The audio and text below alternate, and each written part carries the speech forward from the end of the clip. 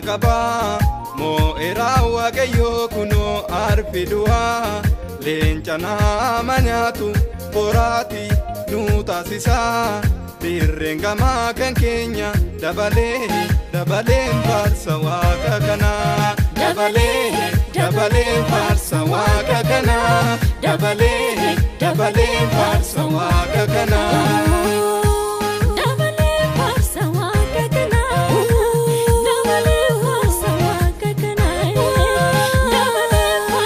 waka kana